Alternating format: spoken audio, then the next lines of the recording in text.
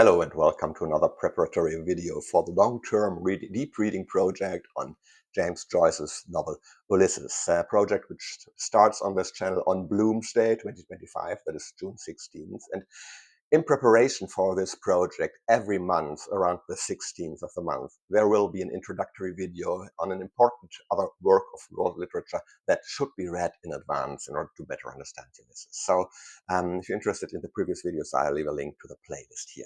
Today, in this video, we are looking at William Shakespeare's play Hamlet, Prince of Denmark, which will play a crucial role in the Ulysses. And this video is organized in 7 chapters.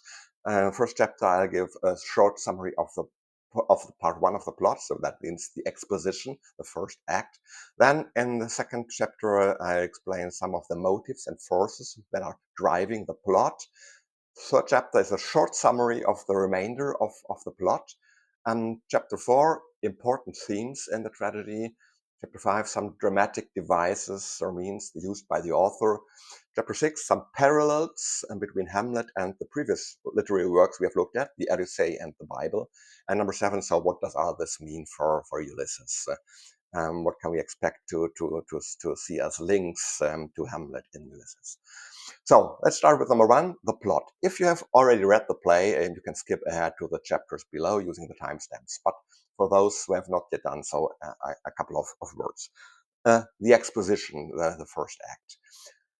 Hamlet, Prince of Denmark, is actually on an educational trip abroad or studies abroad. He's studying in the German university town of Wittenberg. Incidentally, this is an interesting choice by Shakespeare, as Wittenberg is the very place where in 1517 the Protestant Reformation started, when Martin Luther published his 95 Theses. So far it had been a very small and unimportant city, but then it became famous, and probably it was a rather progressive academic place at that time. However, Hamlet has to return to his father's royal castle in Denmark, a castle called Elsinore, because, I quote, something is rotten in the state of Denmark. Crises are looming both domestically and internationally. In foreign policy, there's trouble with Norway. Hamlet's father had defeated the Norwegian king Fortinbras, that is, he killed him, and he gained control over some parts of the Norwegian territory. And Fortinbras' son, Fortinbras Jr., has sworn revenge and appears to be preparing a military campaign against Denmark. But even more troubling to Hamlet are the family and domestic developments. Hamlet's father, the King of Denmark, has suddenly died. And now Hamlet would be the natural legitimate heir to the throne, but as he was abroad in Wittenberg, his uncle Claudius, a thoroughly scheming, power-hungry man, has quickly taken action by marrying his brother's widow, Queen Gertrude, and by enthroning himself as the new king. So the play thus begins with the main character Hamlet in an emotional state of turmoil, mourning the death of his father, angry at having been passed over in the line of succession by his uncle, whom he cannot stand at all because he considers him unfit for high office because of his character. And he's also bitterly disappointed in his mother Gertrude for marrying this low man so far below her first husband, and marrying him only 1 month after the death of her husband, without even waiting for the customary year of mourning. That was the usual custom in these days. Okay, and also the spirit world at Elsinore seems to be in turmoil. There's whispering among the guards because a ghost that bears a striking resemblance to the deceased king is this ghost is haunting the castle at night. And when Hamlet learns of this, he arranges an encounter with the ghost, who indeed introduces himself as Hamlet's deceased father and reveals to Hamlet that he did not die a natural death, but was murdered by his brother Claudius out of lust for power and jealousy, because Claudius was not only keen on the throne, but also keen on Gertrude, his brother's wife. And he had even had an affair with her while Hamlet's father was still alive. So the ghost's message and order to Hamlet is clear: revenge his foul and most unnatural murder. And as shaken as Hamlet is, he has not abandoned his critical critical thinking. And so despite his outrage, doubts begin to creep in. Can this all really be true? On the one hand, the ghost has confirmed what Hamlet already had suspected.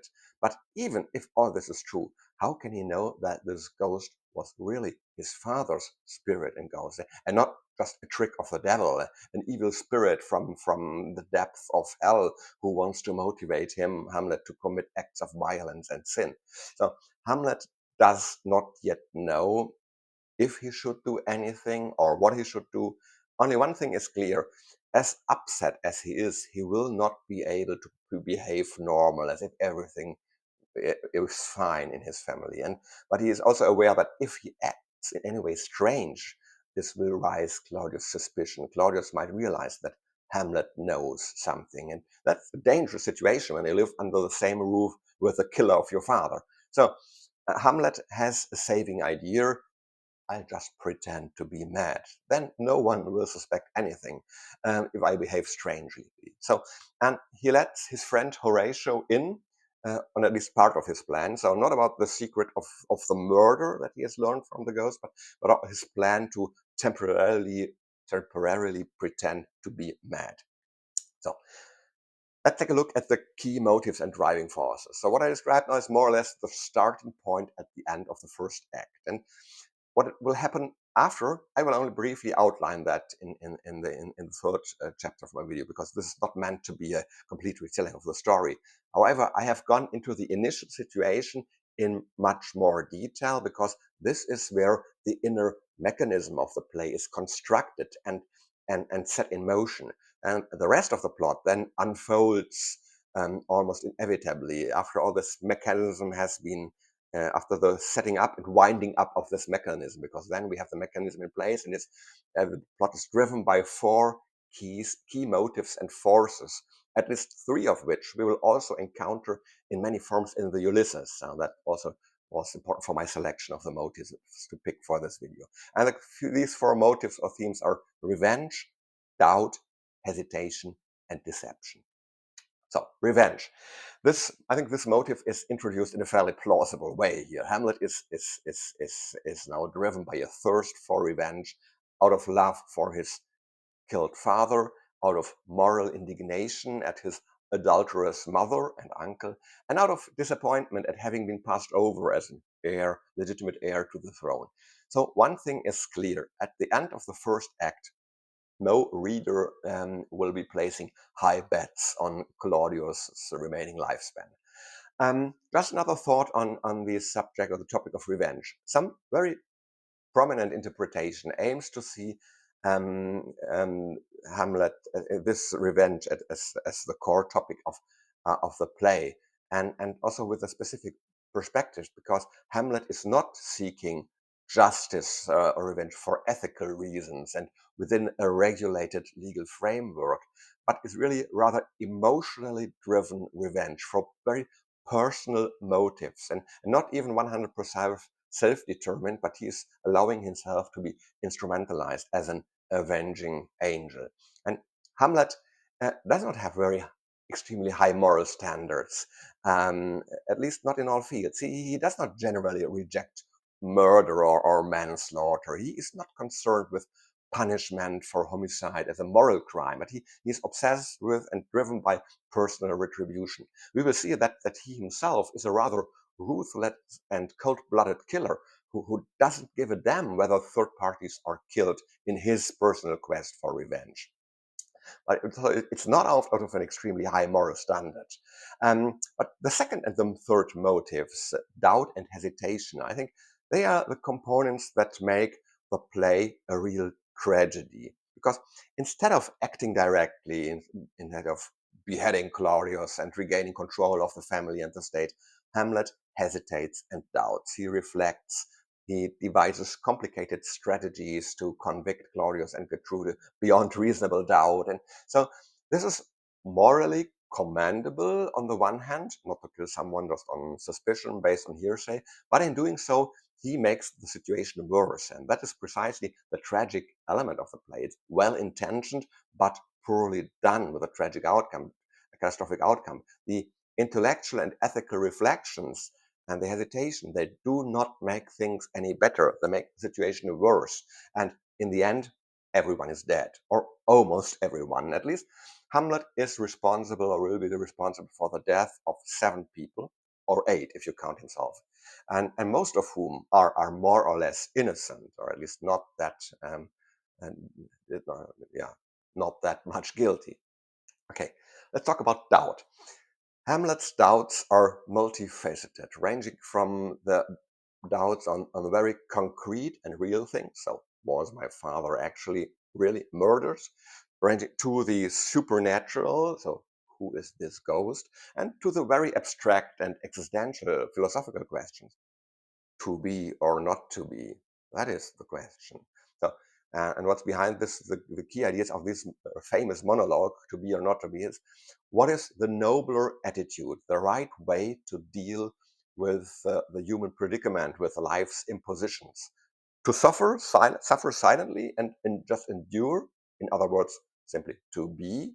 Or is it nobler not to be, to put an end to everything by killing yourself and escaping into an eternal sleep? And then, okay, then again, doubt kicks in. But wait, sleep?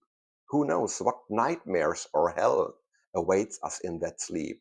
Who knows if is the afterlife really just non-existing, being no more, and not to be? Or is it an existence even worse than our life? So that's the rub, says Hamlet. So that's the problem. That's the obstacle with this approach.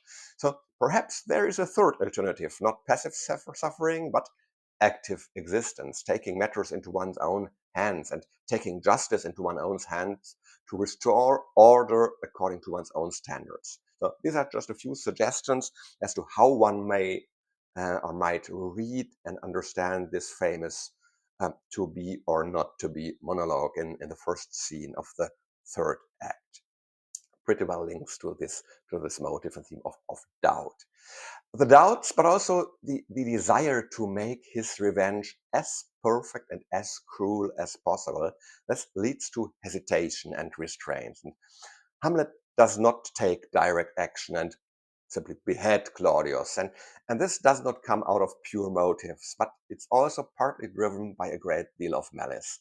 There is a scene in which Hamlet sneaks up on Claudius. Claudius is kneeling and trying to pray. He actually has a twinge of conscience as he's praying for forgiveness for his misdeeds, or at least he tries to do so. So this could be an ideal opportunity for Hamlet to kill Claudius from behind with a sword, but he doesn't do it. And he's not hesitating because of moral scruples. No, none of that. His hesitation has another reason. His reasoning is based on the classical Christian thinking. Claudius has just confessed his sins in prayer and asked for forgiveness. So, and this is how the situation presents itself to Hamlet. And so if Claudius dies now, he dies, so to speak, in a state of grace.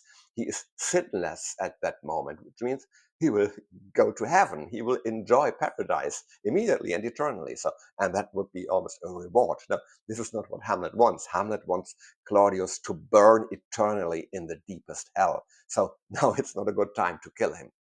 So this is just one example of the dark side of the motive of hesitation of Hamlet. So hesitation is important, but I think the tragedy or irony of fate is that even if one follows this Christian logic of damnation or forgiveness, actually, Hamlet could have killed Claudius. This is because the readers or the spectators, the viewers, they are privy to Claudius' mixture of prayer and soliloquy. And we notice that Claudius tries to pray. He is, let's say, he's tempted to ask for forgiveness. Um, uh, Phrasing this may sound paradox in itself, but so he does not do so because he realizes that true forgiveness requires genuine repentance, and that would also mean renouncing his beloved Gertrude and the throne, and he's not prepared to do this. So his prayer of repentance comes to nothing. It's not completed. So he therefore remains a sinner whose crimes and sins are not forgiven. So Hamlet could have killed Claudius at this point, and in the internal logic of the play and following the Christian theology, Claudius would have then been doomed. He would have faced his just punishment in the afterlife, would have ended up in hell probably. So Hamlet is therefore mistaken about Claudius' state of mind, and he misses the chance to resolve the whole conflict with minimal invasive surgery, with a single precise cut in both a metaphorical and literal sense.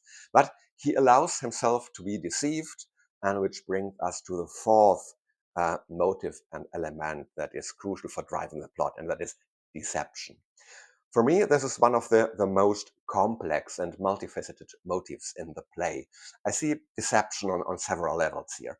First of all, deception is the central element of Hamlet's strategy. He plays the madman. He runs around looking totally scruffy. He tells his quasi-fiancée Ophelia that he doesn't love her anymore, or has never loved her. And in doing so, he drives Ophelia into real madness. And so he jumps into graves and plays with skulls, and he sits brooding and muttering to himself. And some of it is genuine brooding and melancholic thinking. Some of it is simply staged.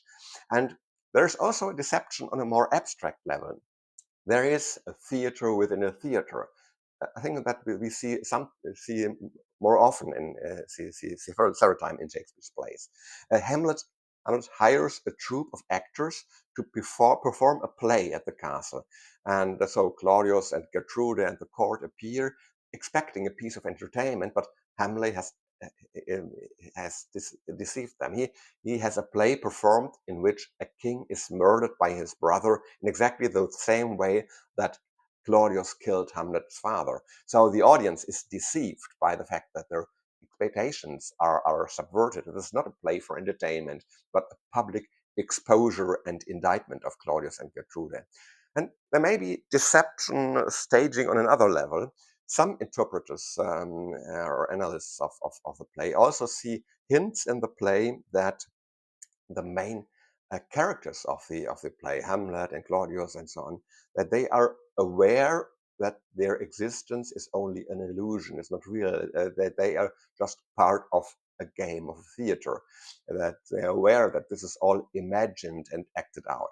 I cannot judge or verify that idea. It's true that, for example, in the dialogues and in the monologues, spoken by the main characters, some sentences suddenly appear in which drama theory is explained. So where Shakespeare, through the mouth of his characters, communicates tongue-in-cheek with the audience about how he thinks theater works or should work.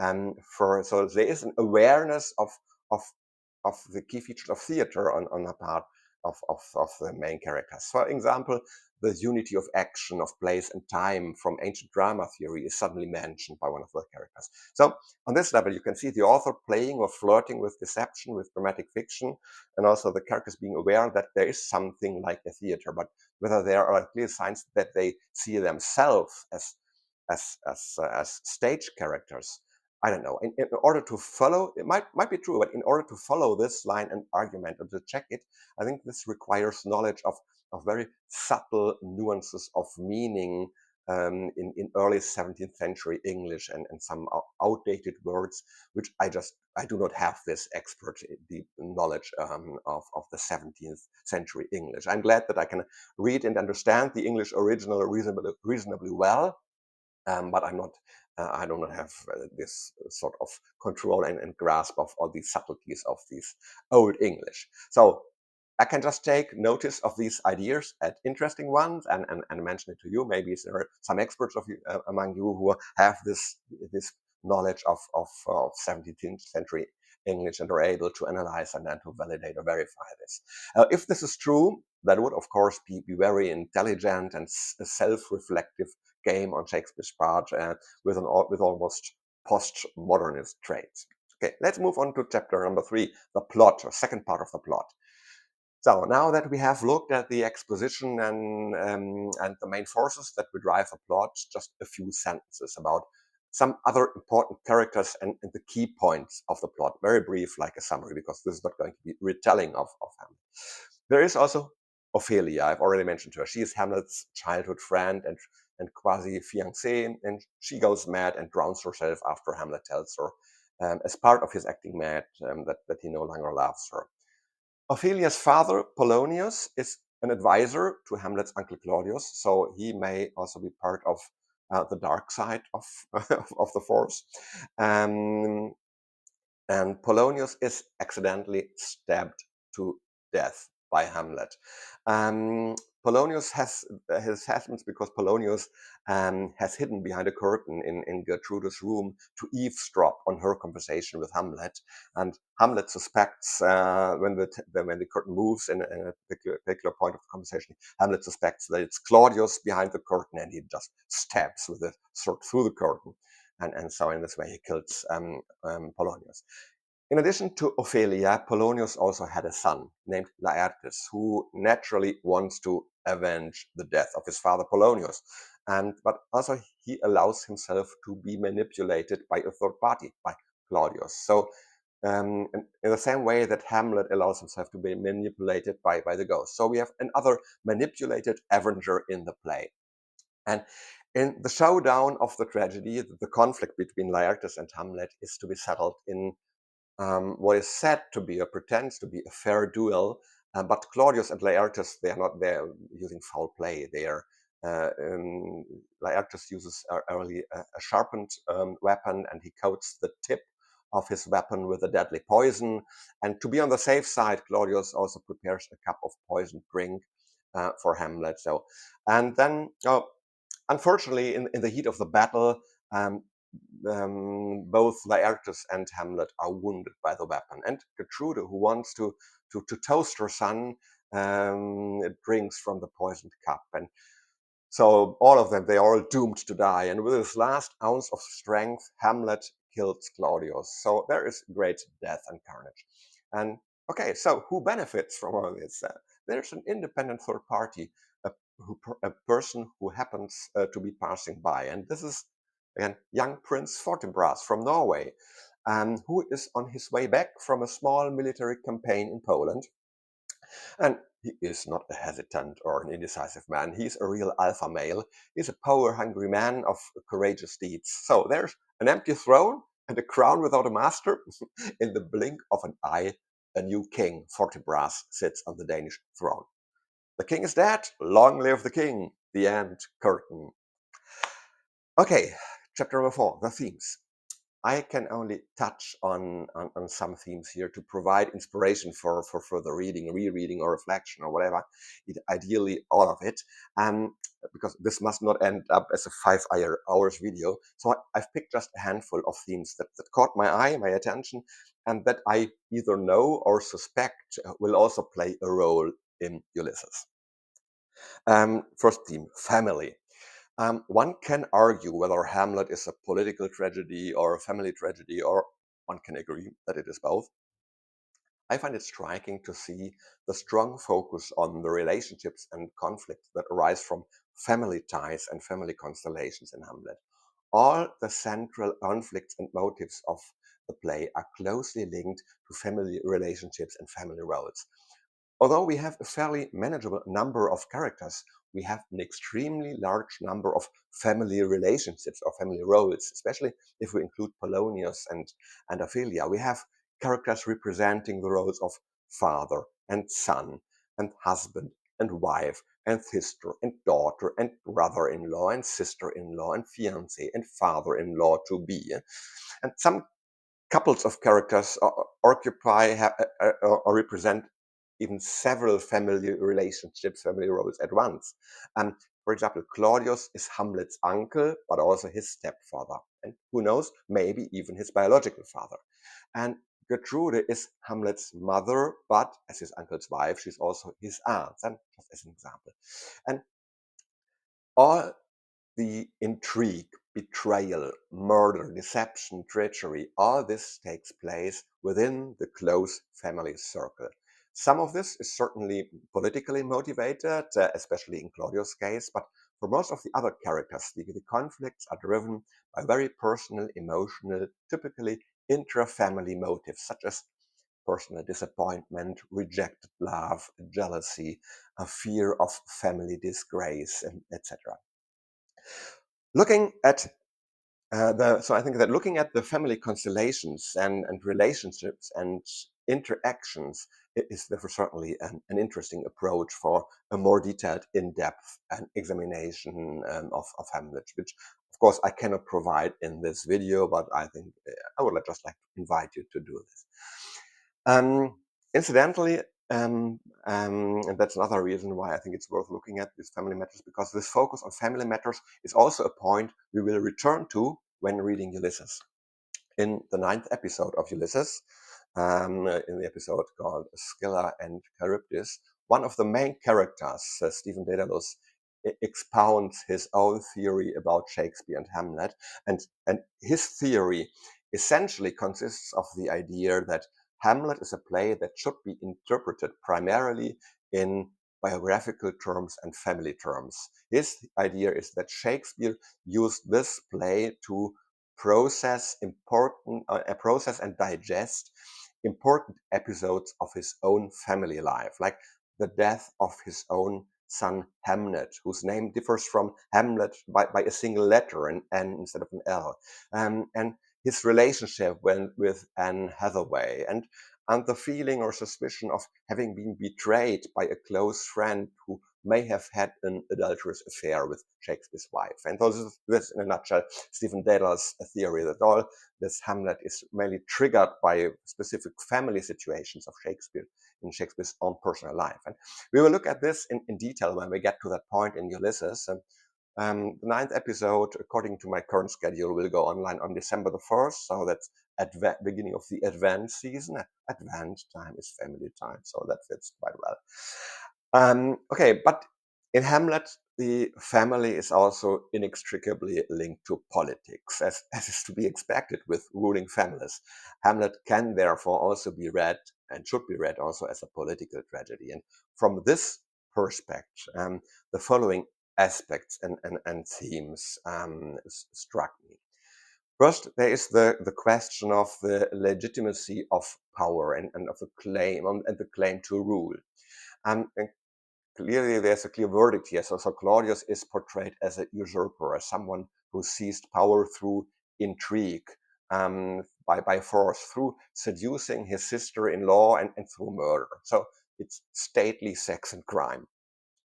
And then also abuse of power and misuse of power is shown. So Claudius plots against Hamlet because Hamlet is a double threat to Claudius. He is or should be the legitimate ruler, and because he knows about Claudius's secrets and crimes. So Claudius tries to send Hamlet away to England with a sealed letter saying, "Oh, dear Englishman, you know that you owe me something, and so here I'm sending you a young man.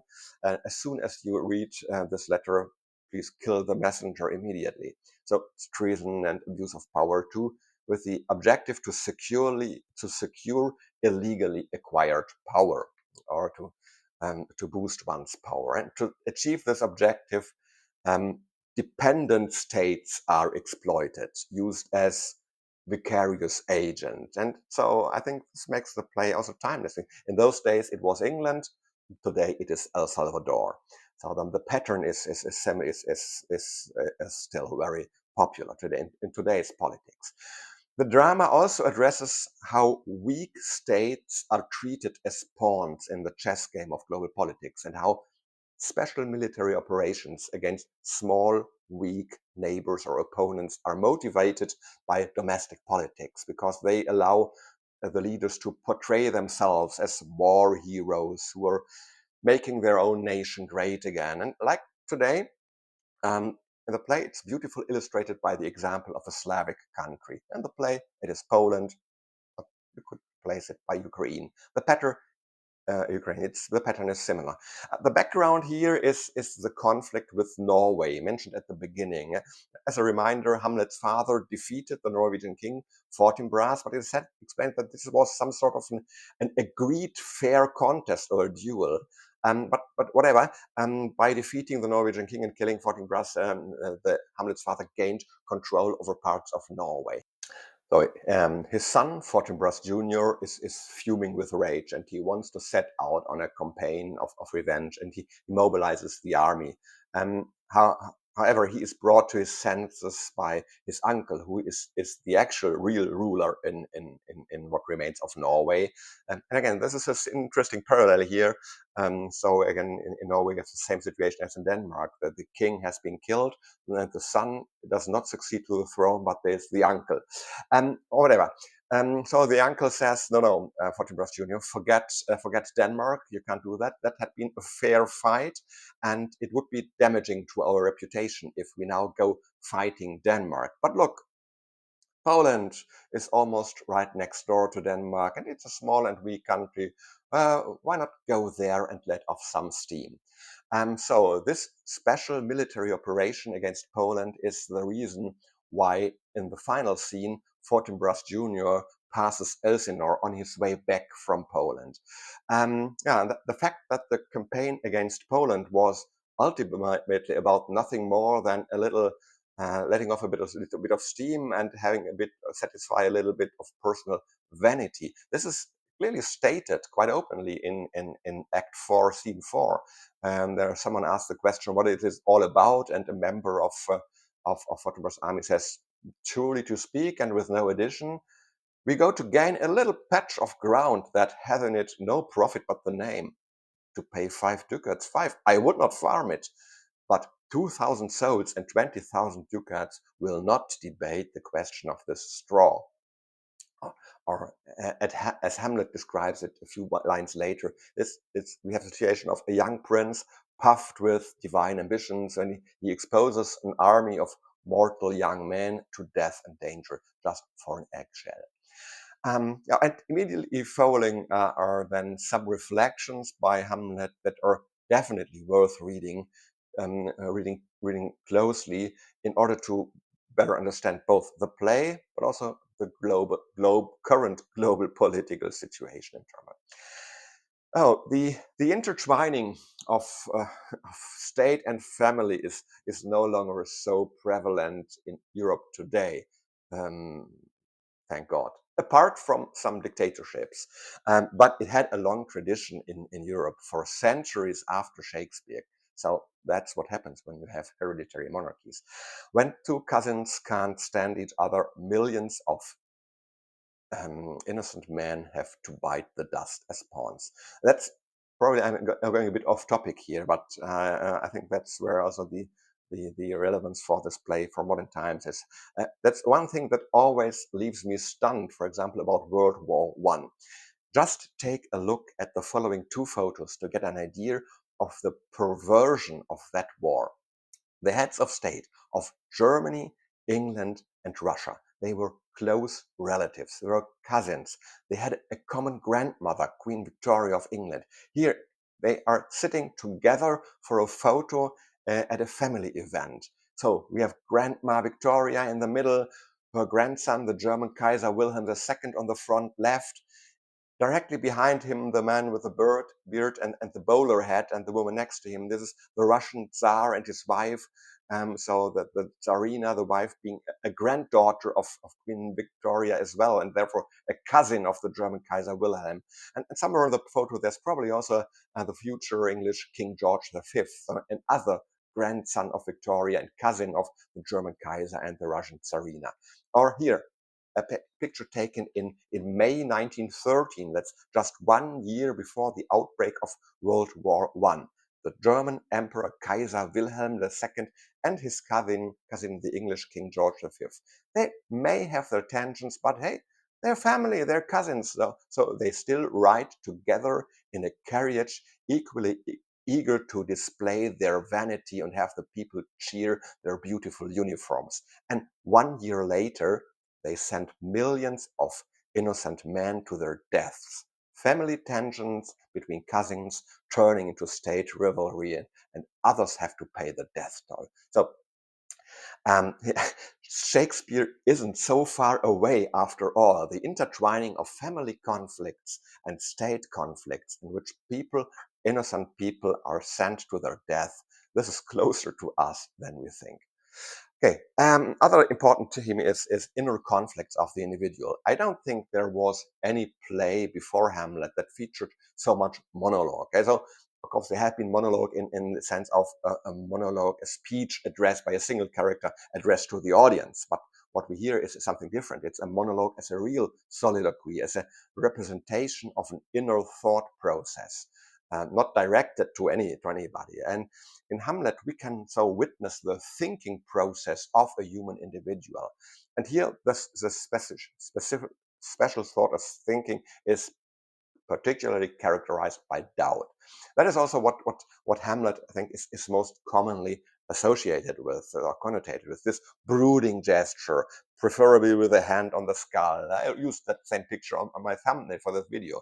And this gives the whole thing even a more melancholic profundity. It also plays with the vanitas motif, a motif that has been very popular in European art and painting, expressing that all is vain. Ultimately, all human activity, all striving, all thinking, all hoping and wishing and doing and building and creating and all joy, everything is transient, and therefore it's vain and probably meaningless.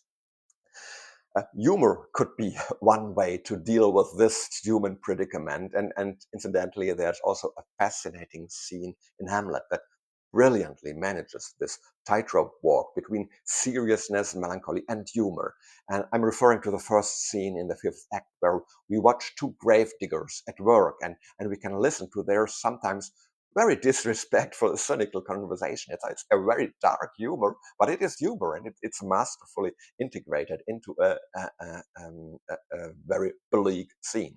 And in this very scene, Hamlet also comes across the human skull, and about which he then uses and say, oh, he learns who this skull belongs to, and oh, this was once the royal jester. I know this man, it was he was a good man. He held me on his lap, and he joked and played with me, and as a child, I loved this man. Oh, how often have I kissed this face, the flesh that had once been covering this skull, and now, what what's this? What remains of him? Just this skull, and how it stings. So this is all that remains of us in the end. And so yeah, that the inner conflicts of Hamlet, they revolve around the themes of melancholy, of transience, of futility, vanitas, and the doubt about what attitude humans can or should take to deal with this human predicament. So what can we know, and how can we know what is right, and what should we do, and how should we do it?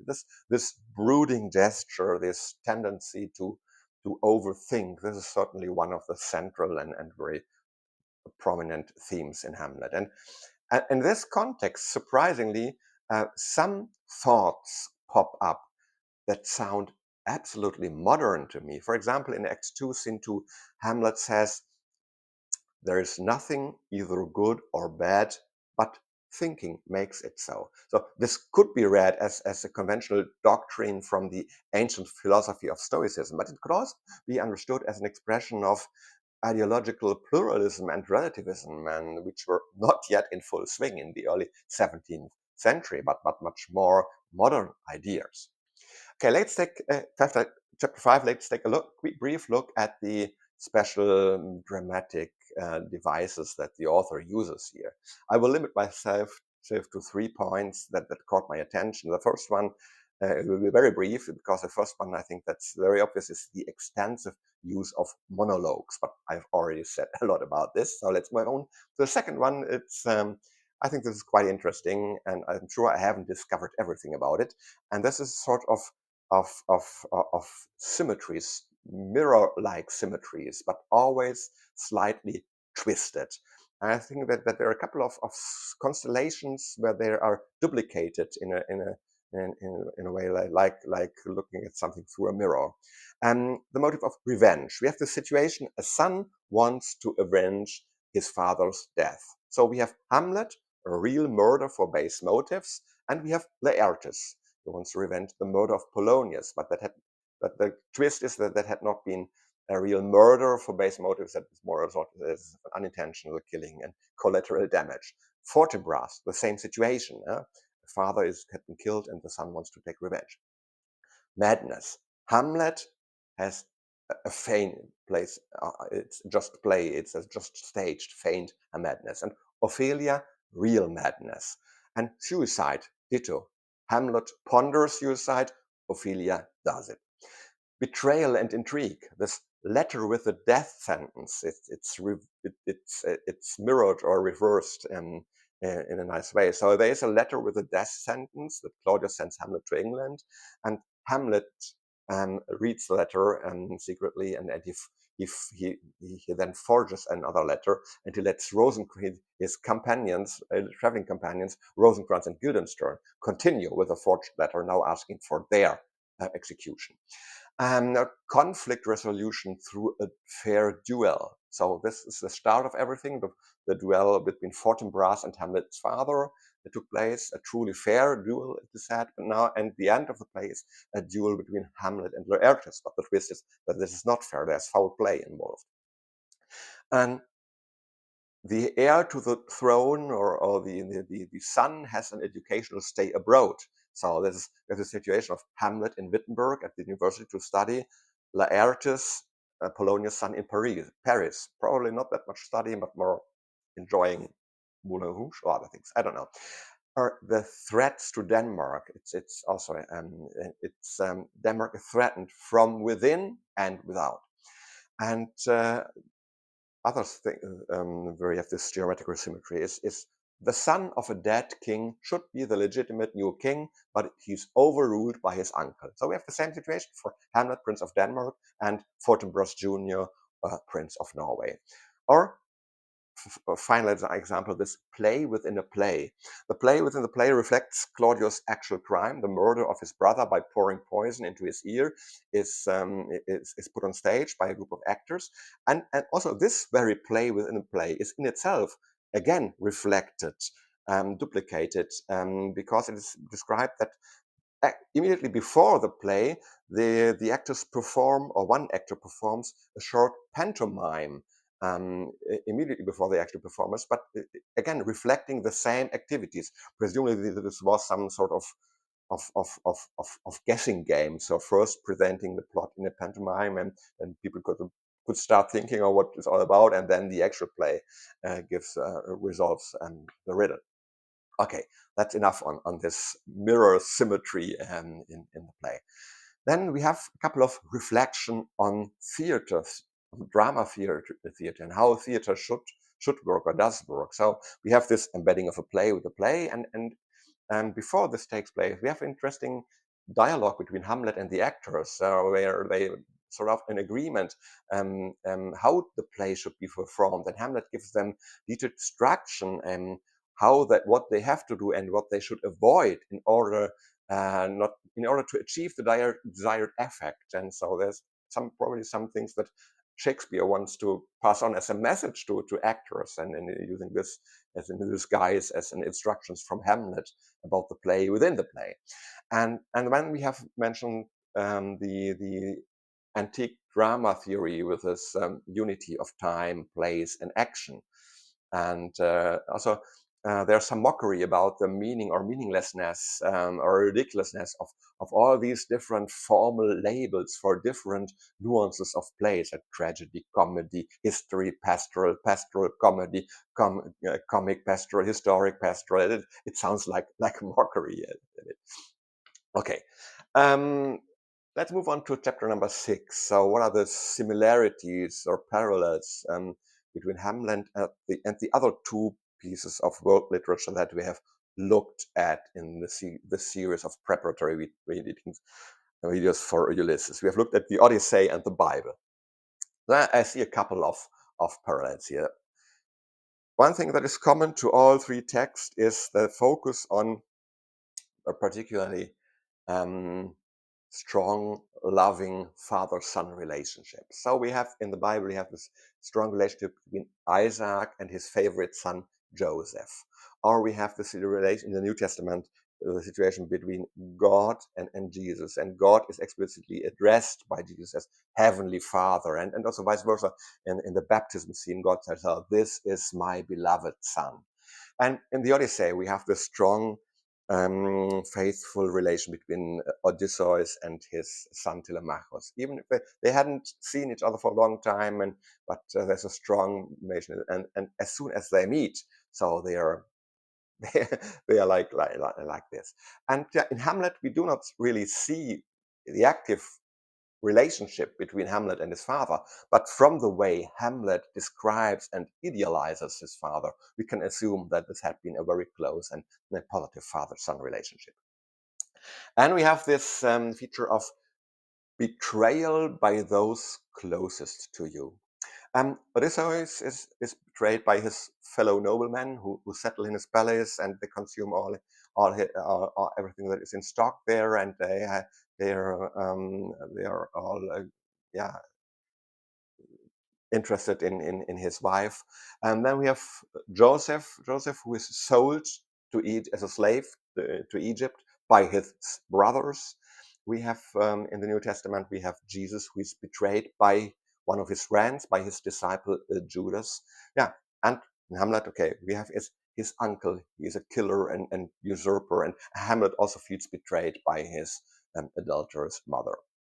Then we have the motive of deception and disguise. So Odysseus, when returning to Ithaca, first pretends to be a swineherd, and he acts as one.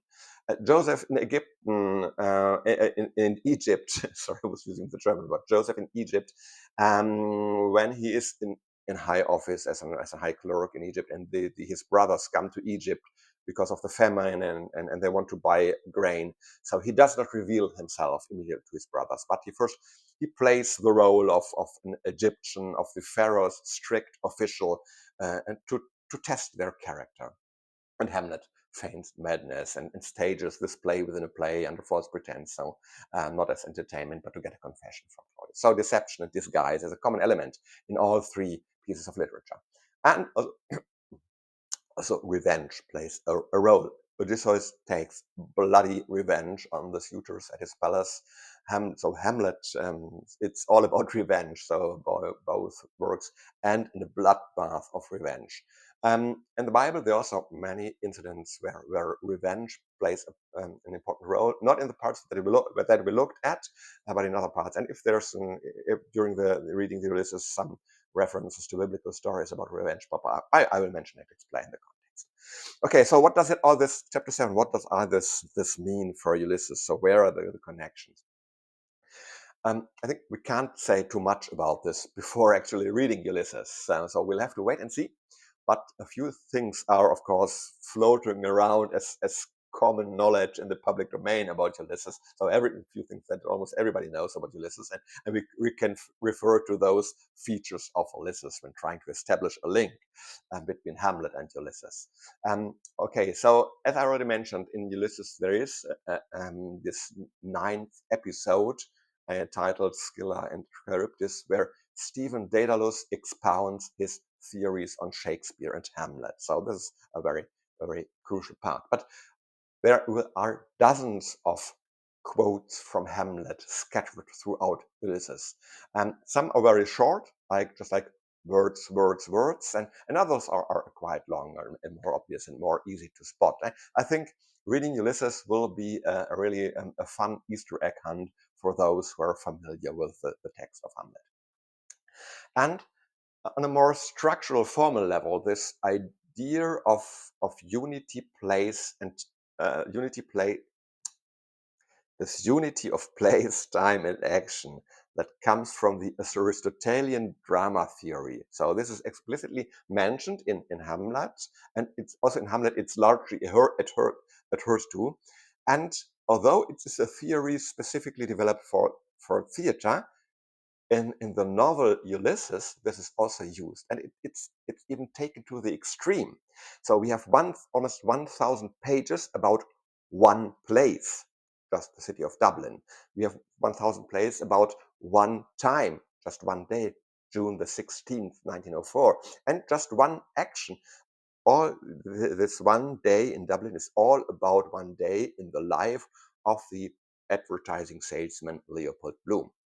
And also another feature of Hamlet, the importance of monologues. Also, this is picked up and even strengthened or almost taken to the extremes in Ulysses, because inner monologues are the stream of consciousness. This is a constituting element of this novel, and self-reflection. This is also important part of Ulysses, as the reader is constantly inside the head of the main characters, listening to or reading their thoughts, and these thoughts, many of them are highly self-reflected.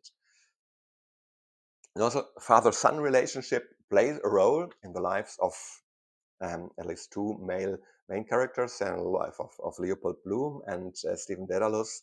And also at least a suspicion of betrayal in the form of marital infidelity. It also occurs, but I won't tell you more about it in order not to spoil Ulysses here. So those were just a few thoughts on the matter.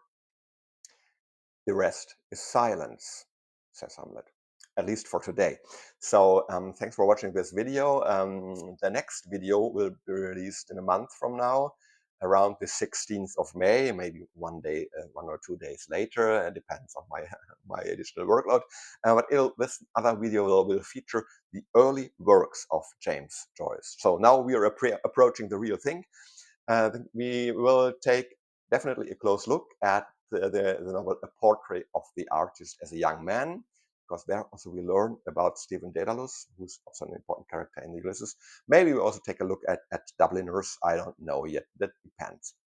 Okay, having said that, I hope you will have a great time, have a great reading time. Hope to see you next time. Take care. Bye-bye and ciao.